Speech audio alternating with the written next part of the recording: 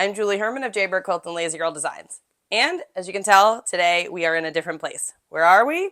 We are upstairs. And why are we upstairs and not in my studio?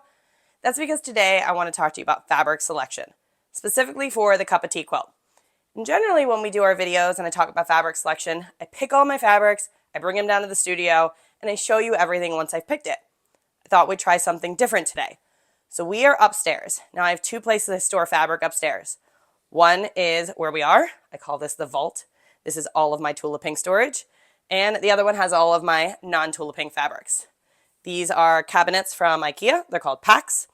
And I have sliding doors. Show you how that works. So it keeps them nice and blocked from all of the light coming in so nothing fades when they're both closed. And I have things stored in bins and in drawers, and it's all labeled and organized. And then I have works in progress, and I have finished quilts at the top. So what I'm going to do today is pick out fabrics. And this is my beginning inspiration. And I talk about this in the book, that when you are working on a quilt, this can be a really good way to pick your fabrics. And so this is going to be my border. And it is this Triceratops print from Tula Pink's Roar collection. And I'm going to use this to pull the rest of my fabrics. So in here, I obviously have purples and teal, and I have some light aqua. I've got some lime green and some olive green, red, pink. So let's jump on in and get started. I think I'm going to start in my scrap drawer because there are kind of scraps of every collection in there. I'll see if I can find enough, and then I can work from there.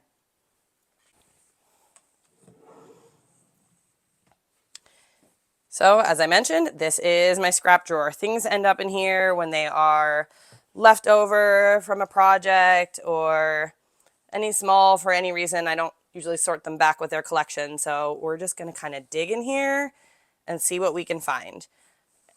All right, let's see. Ooh, okay. So this lime green tiny stripe from, I think it was Tiny Beast, and now I think it's part of True Colors. This is definitely a good starting place because it's got my lime green that's in my Triceratops horn, and it's got the little bit of aqua that is in my Triceratops. So that's my first fabric I'm going to pull. And then I have, this is the same print, two different colors from True Colors. It's like the purple and more of the pinky one. And these are both really good options as well. They pull out the purple from these leaves and the pink from the flower. And fabrics with Cuppa Tea work best when they are small scale or medium scale. We'll talk about what things I think would be too large. These are definitely really good foundations to start from. Let's see, what else can I find? Ooh, so this is, if I remember, this is from Daydreamer, and this was an ombre print. So depending on where you cut it from the fabric, you kind of get lighter pinks, corals, darker all the way into purple. So this is actually really good because I can use this in multiple ways. I could use it in different blocks. And I think I have a bolt of it downstairs. So I'm definitely going to pull this option. And at this point, I'm not really focused on where is it going to go in the quilt and how's it going to be used, and more just picking my palette. So this is another basic. This is a tiny dot. And again, it's got that nice aqua with a little bit of a lime dot. So going to like that one. This is good. Is this Daydreamer? I think this is Daydreamer. This has the lime green that is in the horn, and then the little fruits kind of actually coordinate. You've got the purple and the coral and the pink. So that could be a lot of fun. And it's definitely a small enough scale print that it would work in the lazy angle pieces for the Cuppa Tea blocks. All right, what else do I have? It's kind of like a walk down memory lane going through this drawer. Ooh, this is good. This is also Daydreamer. So this is a green print, and the purplish lilac that's kind of in here is not exactly the right match, but that's okay. Not everything needs to be like a perfect match. It's more of an overall feeling, but the scale of this is going to work really well. and kind of pull things together. So I'm going to pull that one aside too. What else? Oh, this pink is good. This is from True Colors. This is just the hexi print, and that's going to add some nice texture, and it's got the right colors. So let's grab this one too.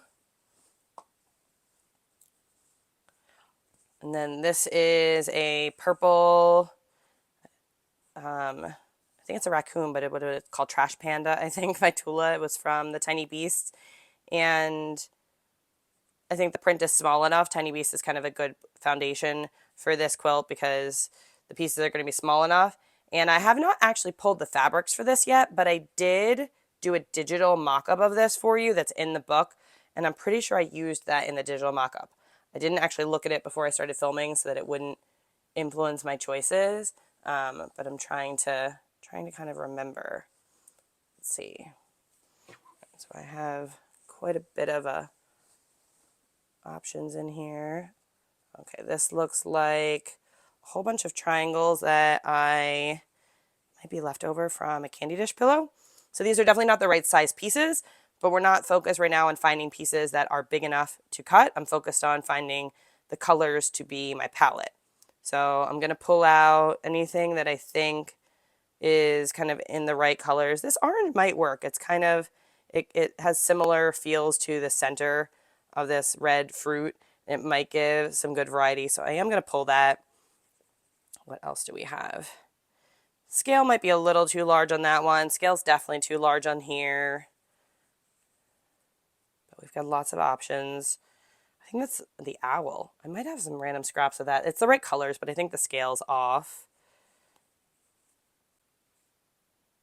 That might work. Might be a little too contrasty, but I can always pull it. You're not making solid decisions right now, or I should say final decisions. We're just more kind of getting a vibe, a feel, so that you have an idea of what you want to do. Once I finish pulling these, I'll find the actual fabric in my stash and then figure out which ones are going to be used for which blocks. All right, so what else do we have? Most of the blocks in Cuppa Tea use 3 fabrics. I think one uses 2, and then the medallion uses 3. So if I didn't want to repeat anything, I would want to find 36, 35, 38 fabrics. So I probably definitely have 38, but it also, you can repeat things. There's no rule that says that you can't repeat things. I think if I'm going to use these oranges, I might want to use this one too, but that might be too much orange. I'm not sure. I'm going to kind of have to see how it goes to see if that ends up being too much orange. And then I don't think I want to incorporate neon into this one. I have some scraps from when I was making Telescope, but maybe. I haven't decided on my background yet. I don't know if I'm going to do the white fairy flakes, the cream fairy dust, or the cream with the pink neon dots.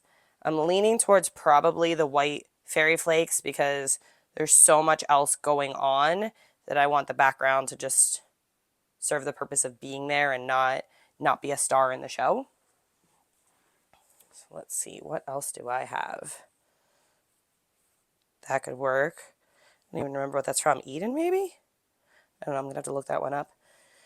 There's been so many Tula collections over the years, and there's also no rule that your quilt needs to all be out of Tula. I have been working with Tula fabrics for over 15 years, which is why I have more of them than anything else. So it's just kind of my go-to, but you could mix, you could do Tula and something else. You could do something totally different. This is another good one from Tiny Beasts because it goes in a rainbow along the quilt. So depending on where you cut it, you have different fabrics, different colors on the aqua fabric. So that's going to be another good one. I feel like I'm covering up my Triceratops now. I need to keep an eye on my little one so that I can use it as my guide. Let's see, what else do I have? It's like a treasure chest in here.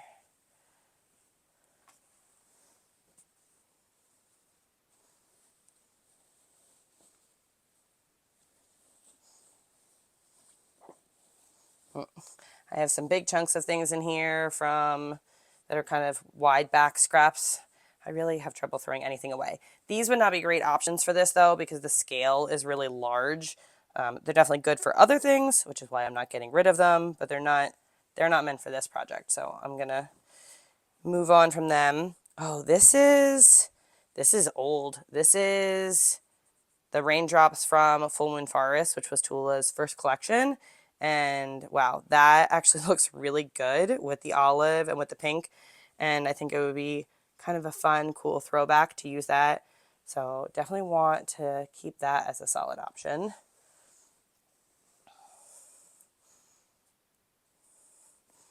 It might be too dark, but it might not be. This is a similar olive. This one is from Homemade, I think. That is the seed stitch print. That's another good option. Depends on which way I want to lean. Do I want to lean more green and aqua? Do I want to lean more red and pink? And there's no right or wrong answer there. If all of us started with the same Triceratops print, we would all still end up with very different quilts, because there's so many options when you're going with a scrappy quilt, which more often than not, I don't do scrappy quilts. I use collections because of the timing and the cycles of the quilt industry and putting things together. But when I do take the time to make scrappy ones, it can be a lot of fun. That's another one from Tiny Beasts. It's got the little foxes and the flowers, and that's another good option. The hedgehog might be another good option from Tiny Beasts. So how many fabrics do I have so far? Let's see. 1, 2, 3, 4, 5, 6, 7, 8, 9, 10, 11, 12, 13, 14, 15, 16, 17, 18, 19, 20, 21, 22, 23. So we're getting there. Let's see if I can find a couple more.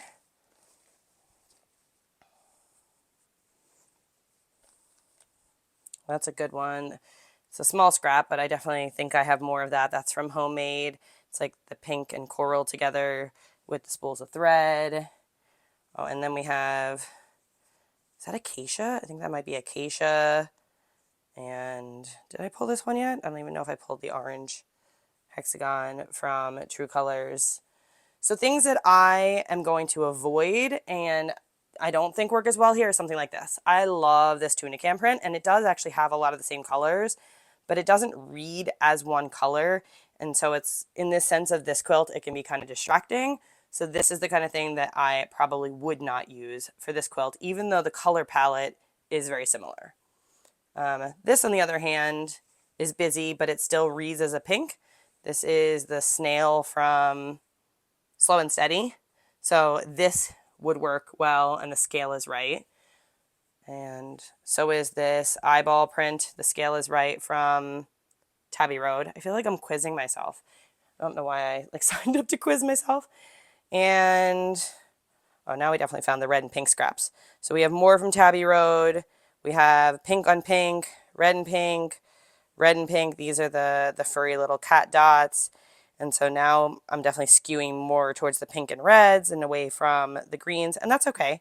There is, as I mentioned, more than once, so many possibilities. So as you can see, I have come up with quite the selection here so far. I don't know if I'm at 39 yet, but I'm getting pretty close, and I've got a good variety of reds and pinks and aquas and greens, and it's a good jumping place. So the next steps for me is I'm going to go into the bins for each collection and pull fabrics and make sure that I have at least a fat eighth or a fat quarter of each fabric before I begin to plan which fabrics I'm going to use in each block. And that's when I'll be able to tell if I need more fabrics. But keep in mind, I can always use a fabric twice, especially if it's something like this ombre, where I could use it one time in a block like this and another time in a block like this, and then it doesn't even look like the same fabric. And I'm pretty sure this same type of print existed in a green, lime green and yellow. I didn't find it here in the bin, but I'm pretty sure it existed, so I'm definitely going to pull that as well. I have some bolts downstairs. Now, what if you want to make the smaller quilt and you don't want to make the larger one, so you don't have something like this to pick to be your border? That's okay. It's still a good place to start. I don't have to use this fabric. I could still use all of these and end up with a beautiful quilt. I could use this on the back, could use it for a coordinating pillow. That was something that I learned when I worked at a quilt shop, which is when someone came in the door and had no idea what their plan was, what they wanted to do, and we would say, well, what's your favorite color? Or we would try and guide them. We would often direct them to pick the bolt on the shelf with the most colors that you love, that you absolutely love. And then we would use that to help them pick their palette, and then often that bolt didn't even end up in the quilt. So that can work for you as well. There are unlimited possibilities for fabric selection. You can go ahead and do your quilt similar to my cover quilt, which had 3 main fabrics and then a background and a border. You can go all scrappy. There's middle ground. As I said, unlimited possibilities. If you have questions, please ask them in the comments below and I will be happy to answer them. And I hope you enjoyed this video and found it informative and got something out of it. If you did, please click like and subscribe to the channel, and I will see you again soon in the next video.